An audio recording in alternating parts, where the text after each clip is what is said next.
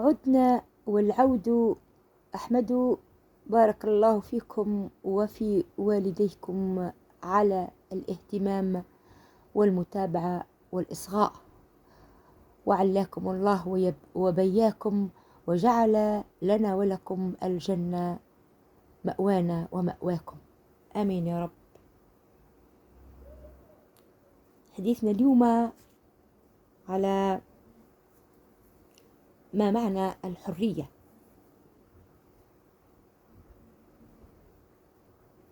هذه الحرية التي تتكلم وتعبر على الكيان وعلى اللاشعور والاستشعار وبصمة وجودك وتركيبتك وثقافتك و فهي طاقة بأن تكون حر. فإذا أنت محظوظا فسترغب لمعرفة المزيد.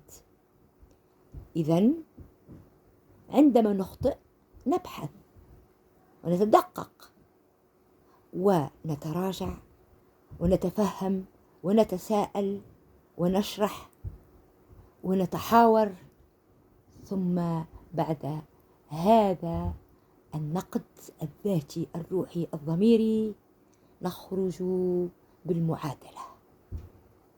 يجب أن نخطئ كي نصيب،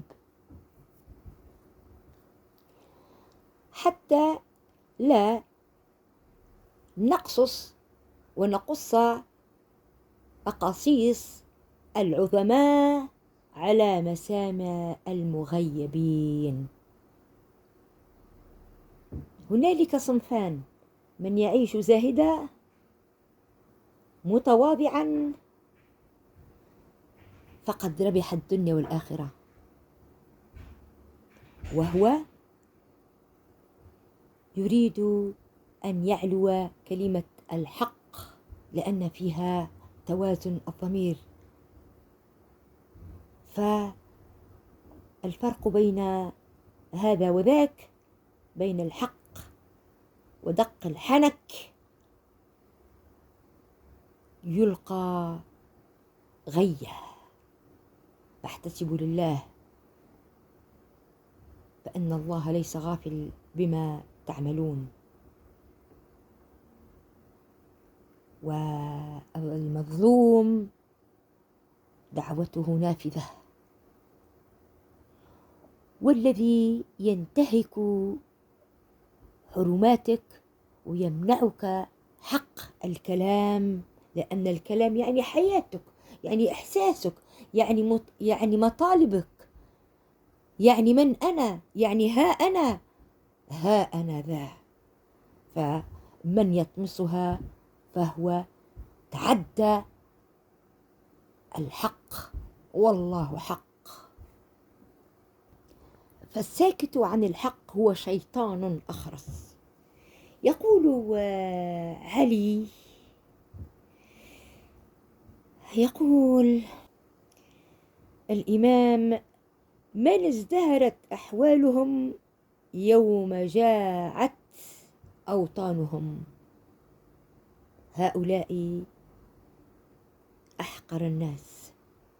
كما قال أيضا: الرجال أربعة أصناف. إذن رجل يدري أنه رجل يدري ولا يدري أنه يدري، فذلك ناس فذكروه. ثانيا، رجل لا يدري ويدري أنه لا يدري، فذلك الجاهل، فعلموه. ورجل لا يدري ولا يدري أنه لا يدري، فذلك الأحمق، فتجنبوه. إذن أحمق الناس من ظن أنه أعقل الناس. واضح؟ إذن الملخص: من كتم رأيه فهو ظالم لنفسه، ومن شهد شهادة زور فهو ظالم لنفسه ولغيره. وإن كثرت البطالة ماذا يحدث؟ تعطل الفكر والإرادة والحركة، حركة الحياة تشل. فيجب الإنسان أن تكون له همة وضمير وقلب نابض ولسان ليس سليط ولكن حاذق. إذن لما نكون أحرار نتعلم من الخطأ والعواقب، فالحرية تقتضي الخطأ كي يصحو الضمير. فيا أيها الظالم قم إن ضميرك تعب. فالحقيقة هي لسان الظالم، وكما قال الإمام علي: ألا يا دعوة المظلوم صبرا فنصر الله آت لا تبالي. فلو شاءت إرادته انتقم لأطبقت الجبال على الجبال. كما قال: إن لم تجد عدلا في محكمة الدنيا